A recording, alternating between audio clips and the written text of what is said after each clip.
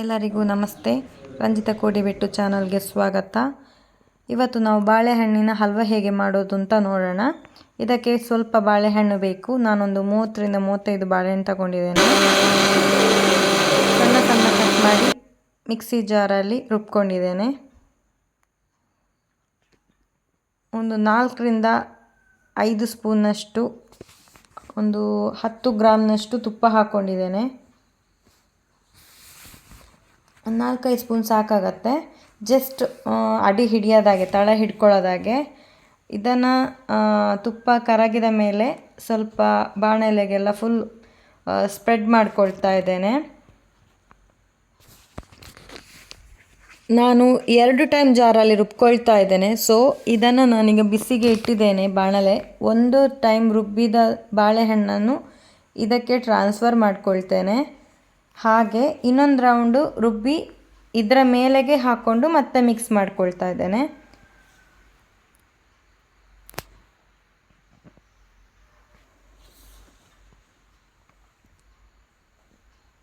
ಇದು 1 time ರುಬ್ಬಿದ್ದು. So just mix ಮಾಡಿಬಿಟ್ಟು ಅಲ್ಲೇ ಫ್ರೈ ಆಗಲಿ ಅಂತ ಬಿಡ್ತಾ ಇದ್ದೇನೆ.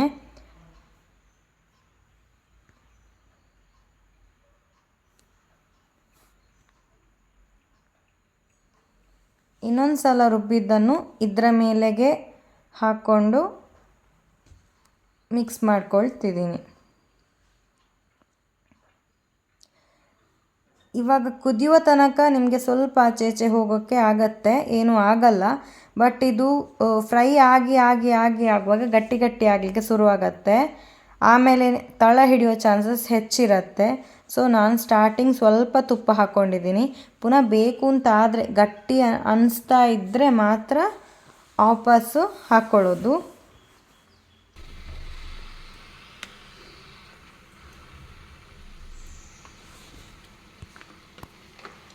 ಸ್ವಲ್ಪವೇ ತುಪ್ಪ ಸೇರಿಸ್ಕೊಂಡು ಮಾಡಿ. ಇದರಲ್ಲಿ ನಾನು ಮೆಷರ್ಮೆಂಟ್ ಏನು ಕರೆಕ್ಟ್ ಇಂತಿಷ್ಟೇ ಅಂತ ಹೇಳಲ್ಲ. ಯಾಕಂದರೆ ಸ್ವಲ್ಪ ತುಪ್ಪ ಇದ್ದರೂ ಸಾಕಾಗುತ್ತೆ, ನಿಮಗೆ ಅಡಿ ಹಿಡಿಯೋದಿದ್ರೆ ಆಯಿತು.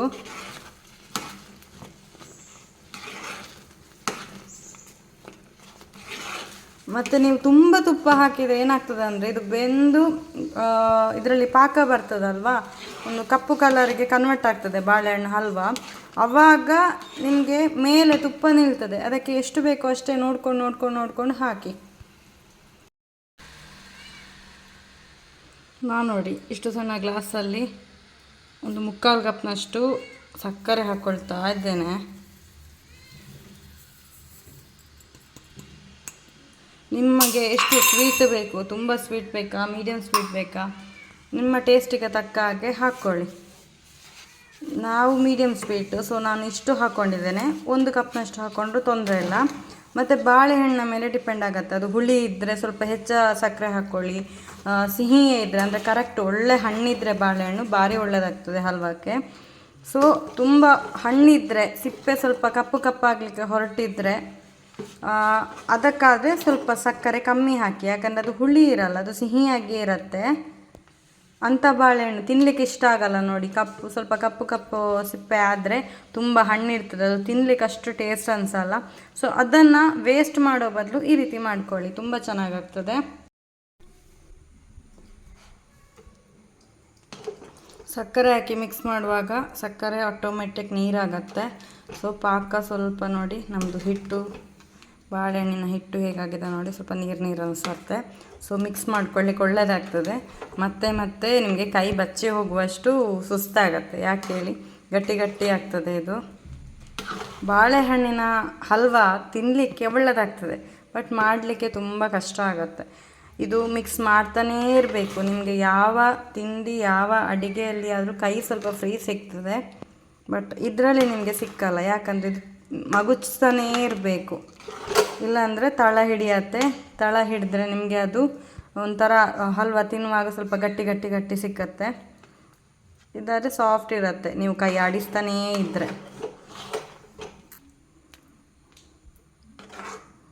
ಒಮ್ಮೆ ಮಾಡಿ ನೋಡಿ, ಒಳ್ಳೆಯದಾಗ್ತದೆ. ಒಂದು 3-4 ಜನ ಎಲ್ಲ ಇರುವ ಮನೆ ಆದರೆ ಅಷ್ಟೇನು ಕಷ್ಟ ಬರಲ್ಲ. ತುಂಬ ಮಾಡೋದಾದರೆ ನಾನಂತೂ ಸಜೆಸ್ಟ್ ಮಾಡಲ್ಲ. ಯಾಕಂದರೆ ನಮಗೆಲ್ಲ ಹೆವಿ ವರ್ಕ್ ಮಾಡಿ ಅಷ್ಟು ಗೊತ್ತಿರಲ್ಲ, ಹಾಗಾಗಿ ನಮಗೆಲ್ಲ ಇದು ಸ್ವಲ್ಪ ಕಷ್ಟ ಆಗತ್ತೆ. ಸೊ ಒಂದು 4-5 ಜನಕ್ಕೆಲ್ಲ ಮಾಡುವಂಥದ್ದಾದರೆ ಓಕೆ.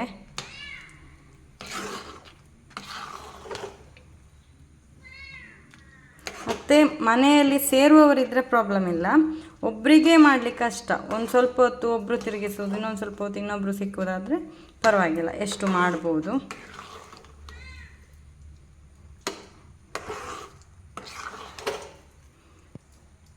ಇದೀಗ ಇದರ ಕಲರ್ ನೋಡಿ ಹೇಗುಂಟು ಅಂತ. ಇದು ಕಲರ್ ಈಗ ಬಿಳಿ ಇದೆ. ಇದೆಲ್ಲ ಬಾಳೆಹಣ್ಣಿನ ಬೀಜ ಕಪ್ಪು ಕಪ್ಪು ಇರೋದು. ನಾನೇನು ಇನ್ನೂ ಆ್ಯಡ್ ಮಾಡಲಿಲ್ಲ. ಇದಕ್ಕೆ ಲವಂಗದ ಪುಡಿಯನ್ನು ಆ್ಯಡ್ ಮಾಡಲಿಕ್ಕೆ ಉಂಟು. ಸ್ವಲ್ಪ ಇದು ಕಲರ್ ಚೇಂಜ್ ಆಗಬೇಕು, ಆಮೇಲೆ ಆ್ಯಡ್ ಮಾಡುವಂಥದ್ದು. ಇದು ಕಪ್ಪು ಬಣ್ಣಕ್ಕೆ ತಿರುಗಬೇಕು, ಅಲ್ಲಿವರೆಗೆ ನಾವು ಇದನ್ನು ಹುರಿಲಿಕ್ಕೆ ಇದೆ. ನಾನು ಹಲ್ವ ಮಾಡಲಿಕ್ಕೆ ಶುರುವಾಗಿ ಅರ್ಧ ಗಂಟೆ ಆಯಿತು. ಅರ್ಧ ಗಂಟೆಯಲ್ಲಿ ಇಷ್ಟು ಲೈಟ್ ಬ್ರೌನ್ ಕಲರ್ ಬಂದಿದೆ. ಕಲರ್ ವೈಟಿಂದ ಲೈಟ್ ಬ್ರೌನ್ ಕಲರ್ ಬಂದಿದೆ ನೋಡಿ.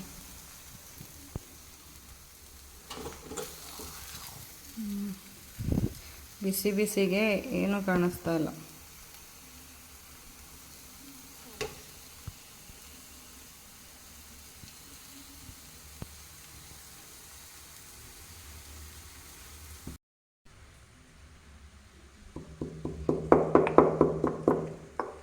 ನಾನೊಂದು 10-12 ಲವಂಗವನ್ನು ಪುಡಿ ಮಾಡಿಕೊಂಡಿದ್ದೇನೆ.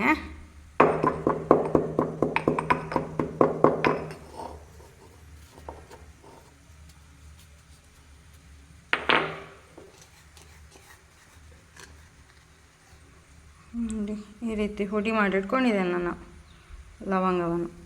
ಅದನ್ನು ಈಗ ಸ್ವಲ್ಪ ಬ್ರೌನ್ ಆಗಿದೆ, ಅದಕ್ಕೆ ಹಾಕಿ ಮಿಕ್ಸ್ ಮಾಡ್ಕೊಳ್ತಾ ಇದ್ದೇನೆ.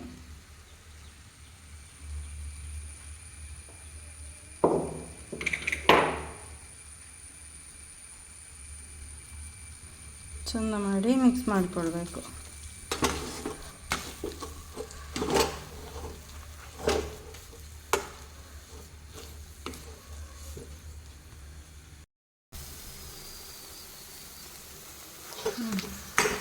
ಹಾಕಿದ ತುಪ್ಪ ಎಲ್ಲ ಸೈಡಲ್ಲಿ ಬಿಟ್ಕೊಳ್ಳಿಕ್ಕೆ ಶುರುವಾಯಿತು.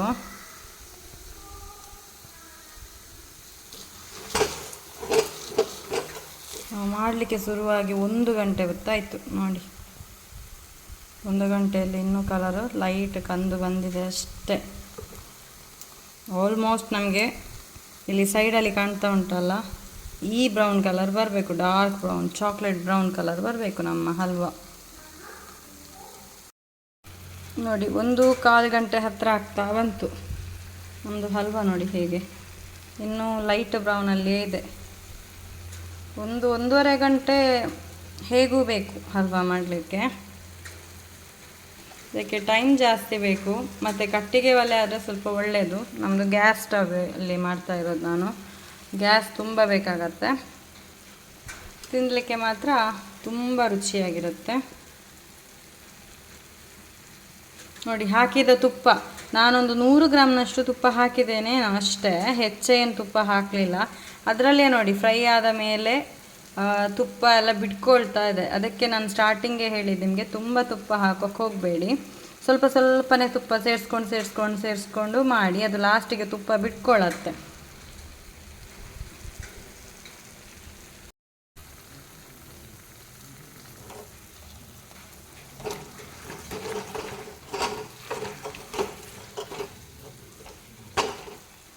ಹಲ್ವ ನೋಡಿ ತಳ ಬಿಟ್ಕೊಂಡು ಬರುತ್ತೆ. ಇದು ಆಲ್ಮೋಸ್ಟ್ ರೆಡಿ ಆಯಿತು. ಕೆಲವರು ತುಂಬ ಡಾರ್ಕ್ ಮಾಡಿಸ್ಕೊಳ್ತಾರೆ, ಅಂದರೆ ಡಾರ್ಕ್ ಚಾಕ್ಲೇಟ್ ಕಲರ್ ಮಾಡ್ಕೊಳ್ತಾರೆ. ಬಟ್ ನಂದು ಮೀಡಿಯಮ್ ಕಲರೇ, ತುಂಬ ಡಾರ್ಕ್ ಮಾಡೋಕ್ಕೆ ಹೋಗ್ತಿಲ್ಲ ನಾನು. ಅದಕ್ಕೆ ಇನ್ನೂ ಸ್ವಲ್ಪ ಟೈಮ್ ತಗೊಳ್ತದೆ. ಚೆನ್ನಾಗಾಗತ್ತೆ, ಇನ್ನೂ ಗಟ್ಟಿ ಗಟ್ಟಿ ಬರುತ್ತೆ. ಸ್ವಲ್ಪ ಡಾರ್ಕ್ ಕಲರ್ ಬರ್ತಾ ಹೋದರೆ ನಾನಿನ್ನೊಂದು 5-10 ನಿಮಿಷ ಮಾಡ್ಕೋತಾ ಇದ್ದೀನಿ ಅಷ್ಟೇ. ನೋಡಿ ಆಲ್ಮೋಸ್ಟ್ ಈ ಕಲರ್ ಬಂದಿದೆ ನೋಡಿ.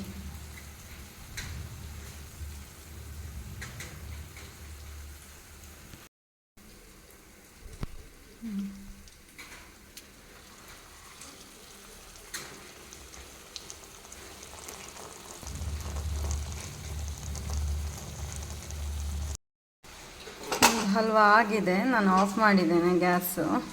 ನೋಡಿ ಈ ಕಲರ್ ಬಂದಿದೆ ಹಲ್ವಾ. ಇದನ್ನು ನಾನೀಗ ಈ ಸ್ಟೀಲ್ ಟಿಫಿನ್ ಬಾಕ್ಸಿಗೆ ಟ್ರಾನ್ಸ್ಫರ್ ಮಾಡ್ಕೊಳ್ತಾ ಇದ್ದೇನೆ. ಫಸ್ಟಿಗೆ ಸುತ್ತ ನಾನು ಇದರಲ್ಲಿ ತುಪ್ಪ ಬಿಟ್ಕೊಂಡಿದೆ ಅಲ್ಲ, ಅದನ್ನೇ ಅದಕ್ಕೆ ಹಾಕಿ ಗ್ರೀಸ್ ಮಾಡ್ಕೊಳ್ತಾ ಇದ್ದೇನೆ. ಯಾಕಂದರೆ ಹಲ್ವಾ ಅದಕ್ಕೆ ಅಂಟ್ಕೊಳ್ಳುತ್ತೆ. ಅದಕ್ಕೋಸ್ಕರ ಸ್ಟಾರ್ಟಿಂಗ್ ಒಂದು ಸ್ವಲ್ಪ ತುಪ್ಪ, ಒಂದು ವೇಳೆ ನೀವು ಹಲ್ವಾ ಮಾಡುವಾಗ ಈ ತುಪ್ಪ ಉಳಿಲಿಲ್ಲ ಅಂದರೆ, ಈ ಹಲ್ವಾ ತುಪ್ಪ ಬಿಟ್ಕೊಳ್ಳಿಲ್ಲ ಅಂದರೆ ಬೇರೆ ತುಪ್ಪವನ್ನೇ ಹಾಕೋಬೋದು ನೀವು.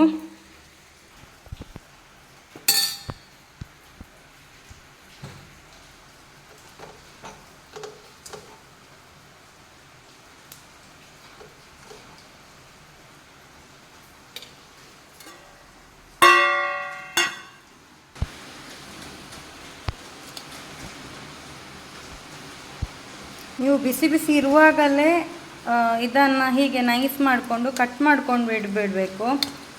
ಕಟ್ ಮಾಡಿ ಇಟ್ಕೊಳ್ಳೋದಿದ್ದರೆ ಅದು ಮತ್ತೆ ಕಟ್ಟಾಗೋದು ಸ್ವಲ್ಪ ಕಷ್ಟವೇ. ಸೊ ಗಟ್ಟಿಯಾಗಿದ್ದರೆ, ಅಂದರೆ ನಾವು ಸಕ್ಕರೆ ಎಲ್ಲ ಹಾಕಿದ್ದೇವಲ್ವ, ಸೊ ಇದು ಪಾಕ ಬಂದಿರ್ತದೆ, ಸೊ ಅದು ಕಟ್ಟಾಗೋದು ಕಷ್ಟ. ಸೊ ಇದು ನಾವೀಗ ಗಟ್ಟಿಯಾಗುವ ಮೊದಲೇ ನಾವಿದನ್ನು ಕಟ್ ಮಾಡ್ಕೊಂಡು ಬಿಡಬೇಕು.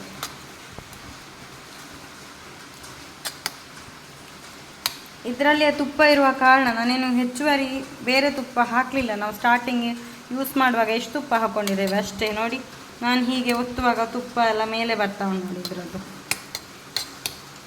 ನಾನು 100 ಗ್ರಾಮ್ ತುಪ್ಪ ಯೂಸ್ ಮಾಡಿರುವೆ ಅಷ್ಟೇ, ಏನು ಹೆಚ್ಚು ನಾನು ತುಪ್ಪ ಹಾಕ್ಕೊಳ್ಳಿಲ್ಲ. ಕೆಲವರೆಲ್ಲ ಹೇಳ್ತಾರೆ ಹಲ್ವಾ ಮಾಡಲಿಕ್ಕೆ ತುಂಬ ತುಪ್ಪ ಬೇಕು ಅಂತ.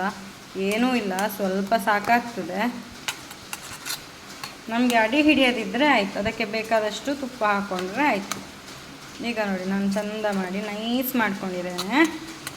ಈಗ ಇದನ್ನು ಒಂದು ಶೇಪಲ್ಲಿ ಕಟ್ ಮಾಡಿದರೆ ಆಯಿತು.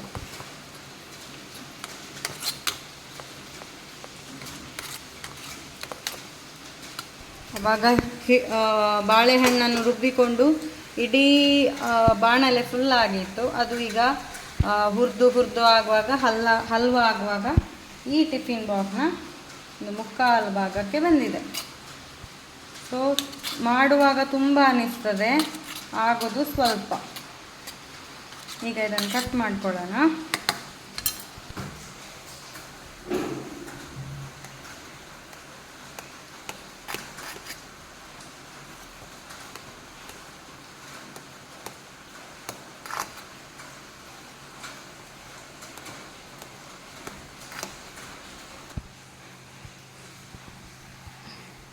ನಾನು ಚೆಂದ ಮಾಡಿ ಕಟ್ ಮಾಡಿ ಇಟ್ಕೊಂಡಿದ್ದೇನೆ. ಇದು ಸೆಟ್ ಆದ ಮೇಲೆ ನಾವು ಕಟ್ ಮಾಡಿದ್ದ ಪೀಸನ್ನು ಈಸಿಯಾಗಿ ತೆಗಿಬೋದು, ಏನು ಒಂದಕ್ಕೊಂದು ಅಂಟ್ಕೊಳ್ಳಲ್ಲ.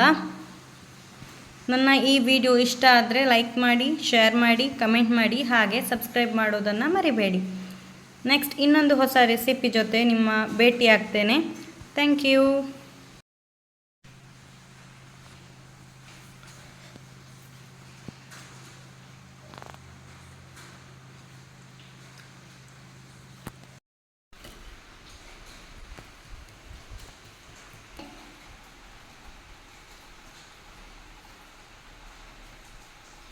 ಅರ್ವಿಕಾ, ಎಂತ ಮಾಡ್ತಾ ಇದ್ದೀರಾ? ನಾನು ಇದು ತಿಂತಿದ್ದೇನೆ, ಬಾಳೆಹಣ್ಣಿನ ಹಲ್ವಾ ತಿಂತಿದ್ದೇನೆ.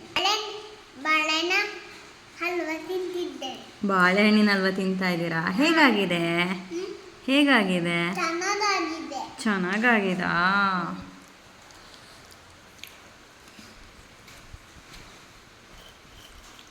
ಇನ್ನು ವಿಡಿಯೋ ತಿಂತೇನೆ ನಾನು.